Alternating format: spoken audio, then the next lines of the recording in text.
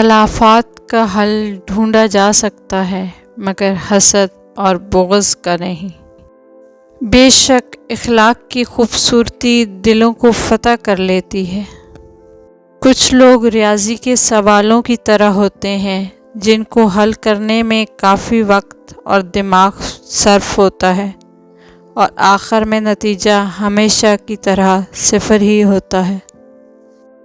زندگی بہت چھوٹی سی ہے، کوشش کریں کہ کسی کا مان، اعتماد، اعتبار اور یقین نہ ٹوٹنے پائے۔ وقت تو گزر جاتا ہے لیکن دی ہوئی تلخیوں کے نقش باقی رہ جاتے ہیں۔ خود کو ایسا بناؤ کہ جہاں تم ہو وہاں تمہیں سب پیار کریں، جہاں سے تم چلے جاؤ وہاں تمہیں سب یاد کریں، اور جہاں تم پہنچنے والے ہو وہاں سب تمہارا انتظار کریں۔ گناہ کر کے کہاں چھپاؤ گے، یہ زمین و آسماں اسی کا ہے۔ ہمیشہ زندگی اس طرح بسر کریں کہ دیکھنے والے تمہارے درد پر افسوس کی بجائے تمہارے صبر پر رشک کریں۔ خوبصورت لہجہ میں بات کریں ورنہ خاموش رہ کر اپنی خوبصورتی کو برقرار رکھیں۔ زندگی نے دو چیزیں تو ضرور سکھائی ہیں، ایک تو اپنے میں خوش رہنا، دوسرا اپنے خدا کے سوا کسی سے کوئی امید نہ رکھنا۔ کبھی کبھی چپ رہنا شکایت کرنے سے زیادہ بہتر ہے۔ چپ کر کے سہتے رہو تو اچھے ہو، بول پڑو تو آپ سے برا کوئی نہیں۔ لوگوں کے دل کوئی جنت تو نہیں جہاں بسنے کے لیے آپ خود کو اتنا تھکا رہے ہیں۔ جب عقل پختہ ہو جاتی ہے تو باتیں کم ہو جاتی ہیں۔ مت سوچیں کہ ہم نیک ہیں، ہم بس رب العزت کے پردے میں ہیں۔ مشکل وقت کو بھلایا جا سکتا ہے مگر مشکل وقت میں ساتھ اور ہاتھ چھوڑ کر جانے والے کبھی بھی نہیں بھلائے جا سکتے۔ امیر وہ ہے جس کے دل میں دوسروں کے لیے احساس ہو۔ ہم سب مشکل کام کرنے سے گھبراتے ہیں، حالانکہ آسانیاں مشکل کام کرنے سے ہی پیدا ہوتی ہیں۔ رزق کی فکر نہ کرو، یہ اللہ کی ذمہ داری ہے۔ آخرت کی فکر کرو، یہ تمہاری ذمہ داری ہے۔ اپنے دن کی ابتدا 3 چیزوں سے کیجیے: کوشش، سچ، یقین۔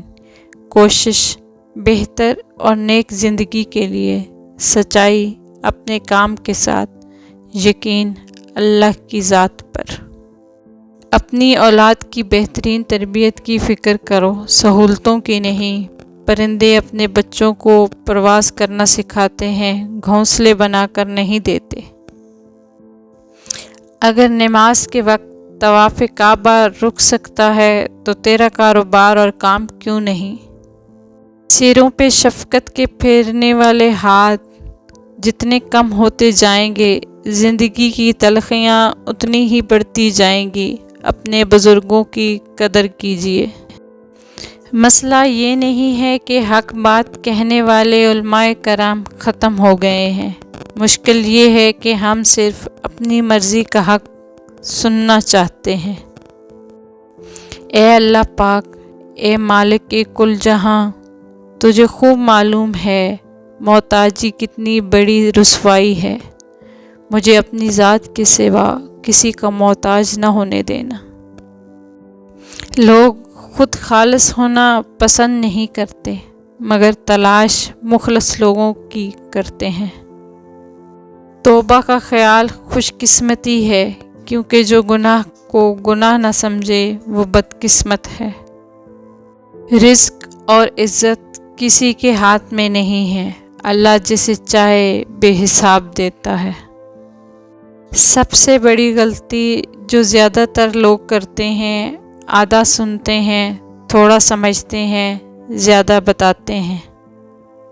فاصلے انسان کو دور کر دیتے ہیں مگر اچھے لوگ ہمیشہ یاد رہتے ہیں، دلوں میں، لفظوں میں اور دعاؤں میں۔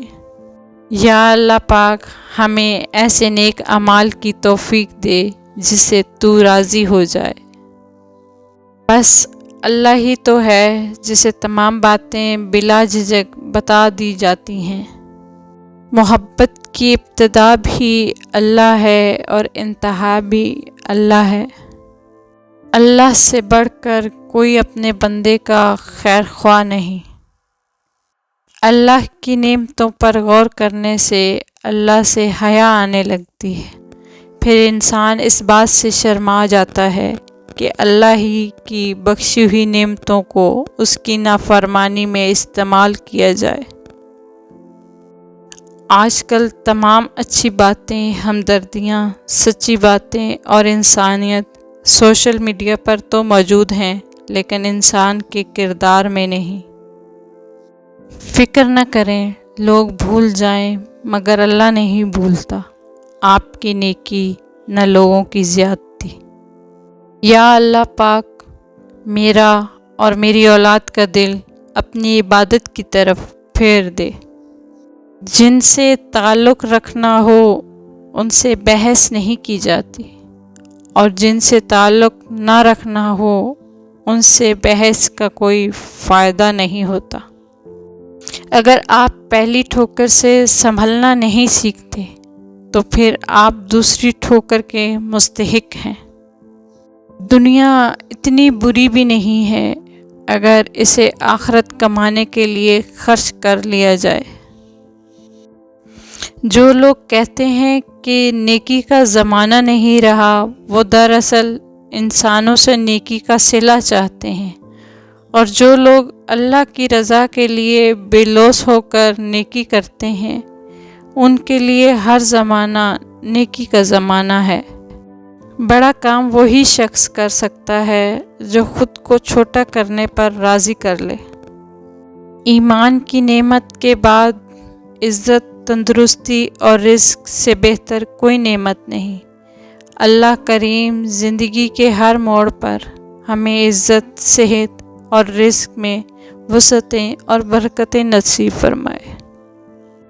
اگر زندگی میں کامیاب ہونا چاہتے ہو تو اپنی زندگی سے اگر مگر کو نکال دو۔